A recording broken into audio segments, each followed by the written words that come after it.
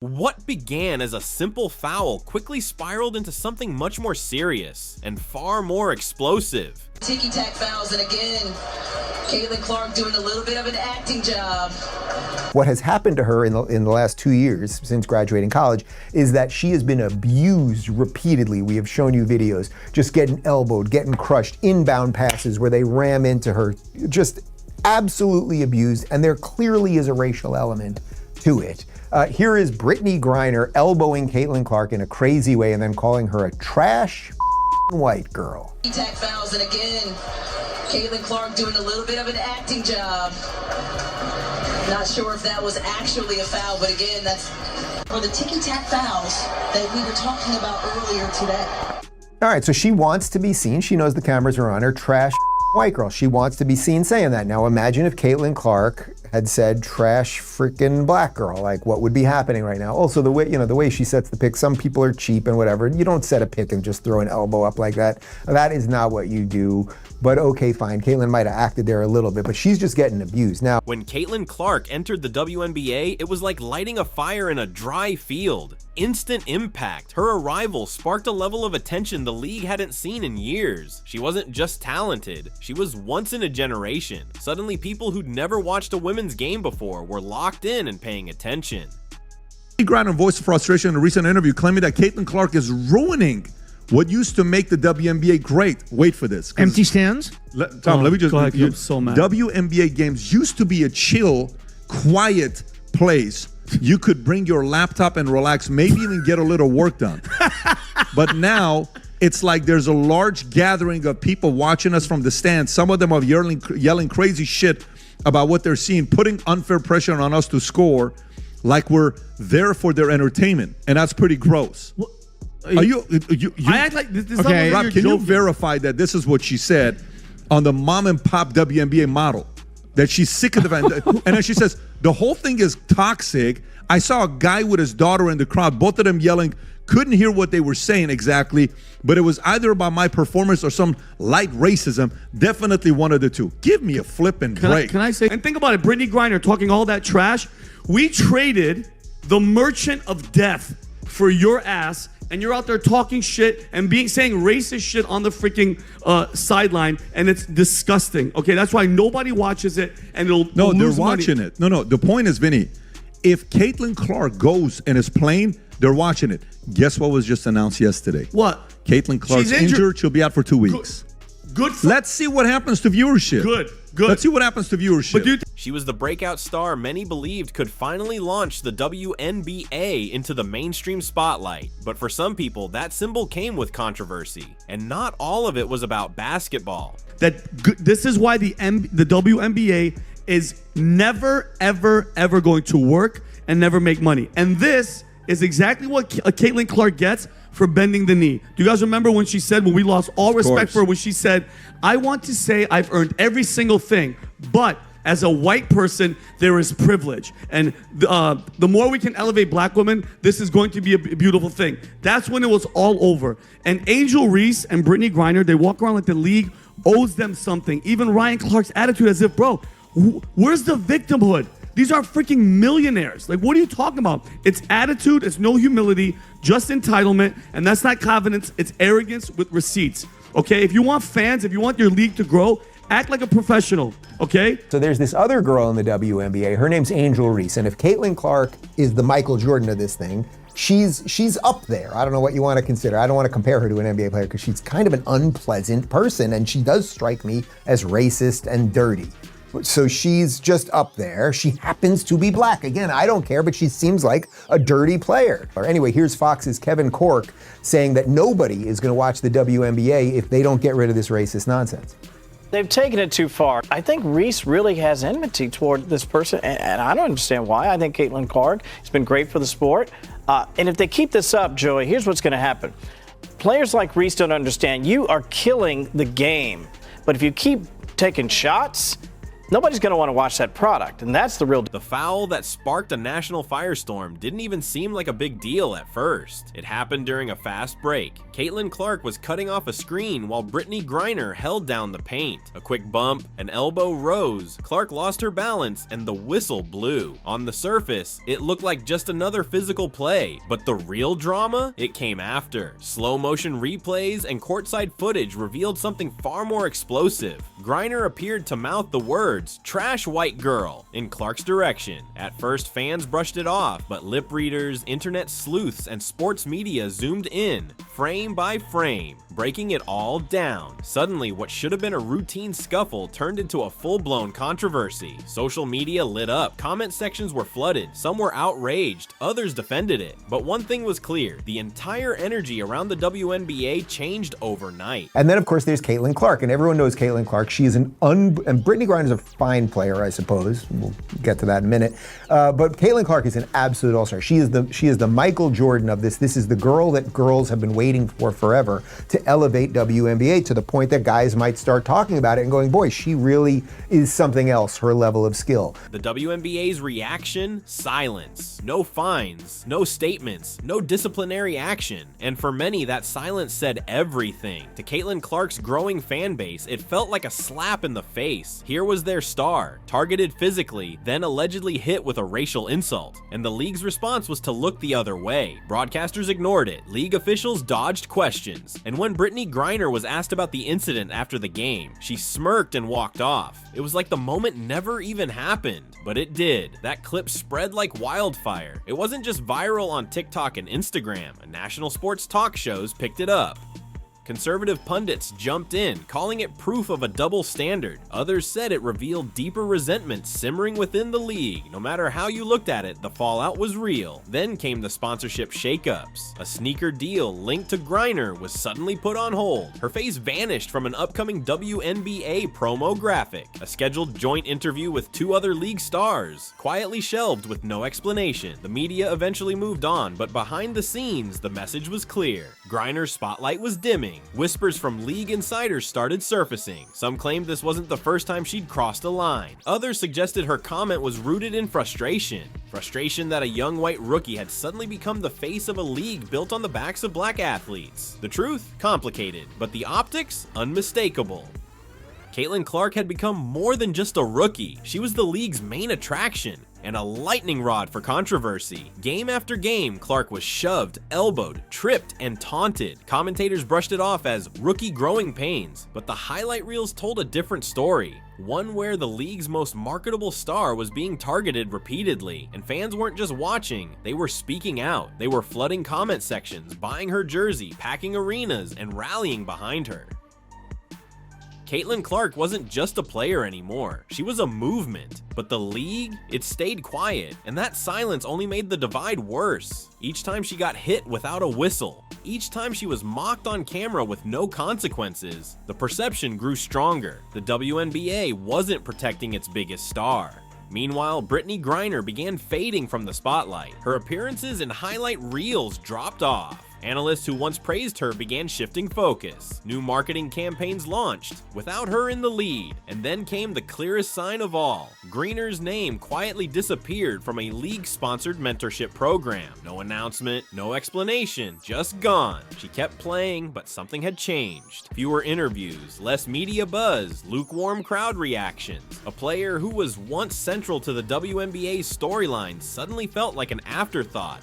While Clark, she just kept climbing, and stat after stat, night after night. Every hard foul she took made headlines. Every win brought more eyes. People weren't just watching the games, they were watching how the league treated its biggest asset. Griner's defenders pushed back, calling the outrage overblown. They said trash talk happens in every league, that physical play is part of basketball, that Griner was being unfairly villainized for speaking her mind, but the narrative wasn't working in her favor. Former players started chiming in, not all at once and not always directly, but the message was there. In one quiet interview, a retired center said, "There's a way to play tough without being dirty, and there's a way to compete without tearing others down." Some folks seem to have forgotten that. She didn't name names, she didn't have to, and the WNBA's leadership still silent. Behind closed doors, the WNBA's top brass was in turmoil. According to insiders, chaos was unfolding in the executive suites. The league had bet big on its future, aiming to go mainstream, grow viewership, and turn a real profit. But how do you expand when your most recognizable faces are caught in a public firestorm? When your breakout star is being cast as the victim, and a former face of the league is now seen as the antagonist? By this point, Britney Griner wasn't benched by coaches or stats. She was being benched by public opinion. The fans, the sponsors, and the media were moving on and leaving her behind. And by mid-season, that shift was impossible to ignore. Major networks began phasing Griner out of their coverage. Her post-game interviews, once a regular fixture, were now skipped. During broadcasts, analysts barely mentioned her, instead spotlighting fresh new talent with clean slates and major marketability. Even sports shows that had once celebrated Griner's powerful comeback story from her detainment in Russia had now turned all their attention to Caitlin Clark and her unstoppable wave of popularity. Even her own team's home crowd had cooled. The standing ovations were gone, replaced with lukewarm applause. The energy, it had shifted elsewhere. The younger stars were rising. Griner was slowly being edged out, and the WNBA's silence only deepened the divide. They never addressed the alleged slur, never issued a public stance, never set any clear boundaries. That lack of action was read by many as weakness, and by others as outright complicity. Behind the scenes, the pressure on Commissioner Kathy Engelbert was mounting. Leaked emails revealed a growing chorus of frustration from team owners and sponsors. One executive reportedly said in a closed-door meeting, "We can't grow this league while alienating the only player who's selling out every arena." No names were said, but everyone knew who they meant, and at the eye of this storm, Caitlin Clark. Quiet, focused, and drama-free. She never publicly commented on the incident. No subtweets, no sit-down interviews, no digs at Griner. She stayed locked in on basketball, on her teammates, on her goals, on winning. Ironically, that silence only made her star shine brighter, and Britney Griner's image fade even faster. Former allies began stepping away. An Olympic teammate reportedly passed on a joint apparel collaboration due to brand alignment concerns. One major sponsor who had previously backed Griner's community initiatives quietly pulled out, citing a re-evaluation of their partnerships. And it wasn't just outsiders pulling back. Even sources close to her own team began to admit the fallout was taking a toll, and her influence behind the scenes was no longer what it used to be. Inside the locker room, something had changed. Players weren't saying it outright, but the tension was thick. Younger teammates who once looked up to Britney Griner now felt uneasy around her. One rookie, speaking off the record, admitted, "There's just this weird energy when the cameras aren't rolling. You can feel it, like everyone's walking on eggshells." Others noticed a shift too. Griner had become more distant, quicker to snap during practices. Some even speculated she'd been told to lay low and avoid the media spotlight. But this wasn't just about one player's mood. It was about a league in transition. The WNBA, long seen as a tight-knit sisterhood, was starting to crack under pressure, divided by competing visions of what it should be. Caitlin Clark's meteoric rise brought in a whole new wave of fans. Families, youth players, dads watching with their daughters. She was connecting the WNBA to mainstream culture like never before. But not everyone saw that as a win. For players who had spent years grinding with barely any media attention, Clark's overnight stardom stung. To some, it felt like the league had suddenly moved on without them. But to others, it was a breakthrough the league had needed for decades. Clark wasn't begging for the spotlight. She was earning it. Her stats were solid, her fan base was exploding, and the more people pushed back against her rise, the clearer the divide became. And right beside that rise was the fall. Griner, once the face of the league and a vocal leader, was now under quiet scrutiny. The contrast between them was becoming glaring. Clark, cool under pressure and media shy. Griner, bold, proud, and polarizing. Then came a move that said everything without saying a word. Griner was quietly removed from a WNBA mentorship initiative designed to pair league veterans with up-and-coming talent. She had once been the face of that program, featured in ads, praised in press releases, but this time, her name wasn't mentioned. No farewell, no explanation, just gone. The media started pressing harder. Journalists who'd long championed the league were suddenly writing cautious opinion pieces. Some criticized the leadership for staying silent, others blamed deep-rooted divisions among players and staff. But there was one thing nearly everyone agreed on: the culture was shifting fast, and there was no reversing it. One viral moment captured it perfectly. During halftime of a nationally televised game, a commentator tried defending Griner, arguing that the backlash had gone too far. But midway through her remarks, she stopped and asked, "At some point we have to ask, what exactly are we allowing in this league, and who are we protecting?" That clip spread like wildfire. Millions watched, and the comments were split straight down the middle. Some were furious at the WNBA for letting Caitlin Clark take hit after hit. Others were just as angry at fans for turning on Griner after all she'd done for the league. But the damage was already done. The fracture was real, and now it was out in the open. The conversation had broken into the mainstream. Britney Griner had been quietly sidelined, not officially, but unmistakably. Meanwhile, Caitlin Clark's star kept climbing. Her endorsements multiplied. Her media appearances grew more frequent, and whenever asked about the controversy, she kept her answers focused and straightforward, always steering back to her team, her game, her performance. Each time she sidestepped the drama, she won more fans, more respect, and more influence. Behind the scenes, the pressure on the WNBA commissioner was mounting. Internal data revealed a striking surge in viewership during Clark's games, paired with a noticeable dip when she sat out. The same pattern emerged across social media buzz, merchandise sales, and ticket demand. The league had long understood that a breakout player could reshape the game, but they hadn't anticipated the storm of controversy that came with it. Now, they faced a tough choice: publicly discipline Griner and risk alienating longtime supporters, or keep ignoring the issue and risk losing their most marketable rising star. Neither option was appealing, but doing nothing was no longer an option. Griner, for her part, never apologized. She never explained or addressed the words she allegedly directed at Clark. If she'd been warned or fined, no record was made public. Instead, her gradual disappearance from the spotlight spoke louder than any statement. Whether she accepted it or not, she was being edged out. And the fans noticed. They weren't just upset about what Griner had said. They were disturbed by what it suggested: that the WNBA, a league built on empowerment, unity, and inclusion, might not be ready for the cultural shift Clark was igniting. That maybe, just maybe, resentment was simmering beneath the surface. All eyes were now on the league to see what it would do next, because this wasn't just a conflict between two players. It was a test of identity and direction. Would the WNBA grow and evolve, or retreat back into comfort zones that no longer served it? As the regular season neared its end, the silence around Britney Griner had become overwhelming. Reporters no longer waited by her locker after games. Her name was barely mentioned in the league's social media posts. National outlets that once spotlighted her weekly had shifted their focus to players like Caitlin Clark, Sabrina Ionescu, and Aja Wilson. It wasn't an official suspension. It wasn't a formal punishment. But to many, it felt far worse: a quiet erasure. The league never made a single official comment about the incident with Caitlin Clark. Not about the elbow, not about the alleged slur, not about the media storm swirling around it all, and yet the fallout was playing out for everyone to see. Behind the scenes, a quiet shift was underway. Britney Griner was no longer viewed as a flagship figure for the league. Instead, she had become a cautionary example of what happens when personal conflicts spill into the public eye. It wasn't just the media pulling away. Corporate sponsors began redirecting their attention as well. A tech company that recently unveiled a major WNBA partnership quietly removed Griner from their marketing materials. Meanwhile, a retail brand that had prominently featured her in their 2023 summer campaign swapped her out for another player ahead of their 2024 relaunch. Even magazine spreads that had been shot were postponed indefinitely, left to gather dust.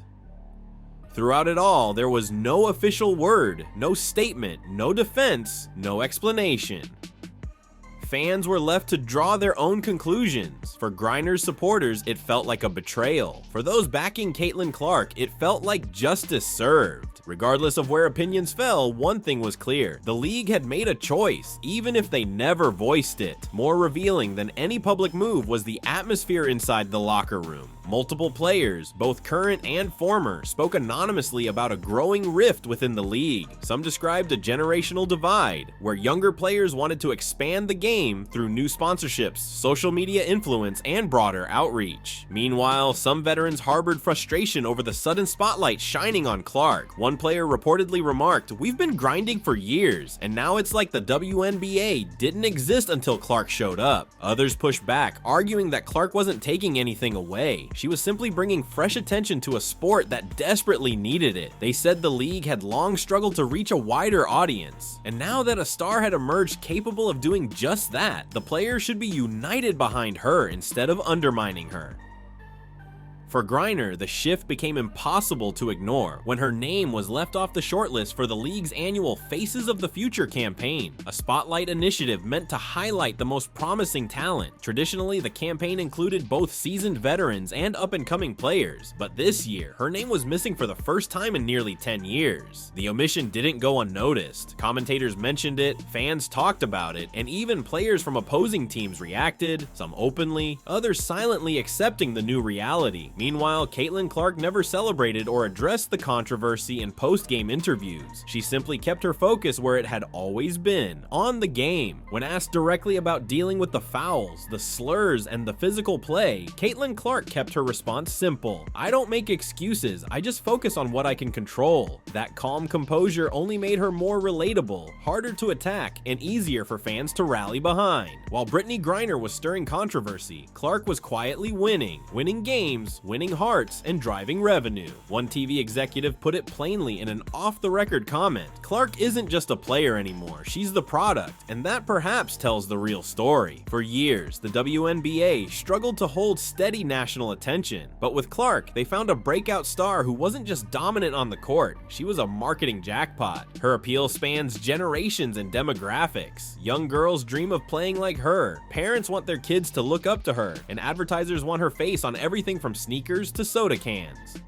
By contrast, Griner had come to represent an older generation, one defined by fierce defiance and hard-won respect, but also marked by public missteps, tense moments, and resistance to adapting to the league's changing environment. The clearest sign came with the all-star selections, not the votes or the roster, but who was chosen as team captains. Clark was an obvious pick given her stellar play and soaring popularity. The other captain spot, expected to go to Griner because of her experience and accolades, went instead to a younger star. The announcement surprised even the crowd at the arena. Griner didn't show anger, she clapped, nodded, smiled, but when the camera lingered on her face, viewers glimpsed something beneath the surface. Fatigue, distance, maybe even regret. This is where the story turns inward. Whether you believe Griner deserved to be sidelined or think Clark was simply the new face of the league, the bigger conversation is about the WNBA's identity. What kind of league does it want to be? One that shields the players who laid its foundation, or one that embraces a new generation, one that sounds different, looks different, and attracts different fans?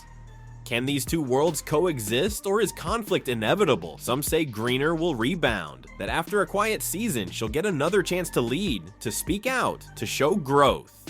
Others believe the damage is done, that no matter what she does, the league and industry have already moved forward without her. The league doesn't seem to need Britney Griner anymore, not when Caitlin Clark is packing arenas and driving ratings through the roof. But the bigger question isn't about Griner alone, it's about everyone watching, the fans, the young players, the sponsors, the critics, and the league officials. Are they ready to learn from this moment, or will they just brace themselves for the next controversy to blow up? Because make no mistake, what unfolded between Griner and Clark wasn't simply a dispute between two athletes. It was a collision of values, a clash of generations, and a reflection of the WNBA's struggle between its past identity and its evolving future. As for Griner, her path forward is still unclear. No official sanctions, no press statements, no apologies, just silence. And maybe that quiet speaks louder than any words ever could. So here's the question for you. Was this a fair reckoning for Britney Griner, or an overblown reaction shaped by politics and public pressure? More importantly, can the WNBA survive if it keeps overlooking the deep divides threatening to tear it apart?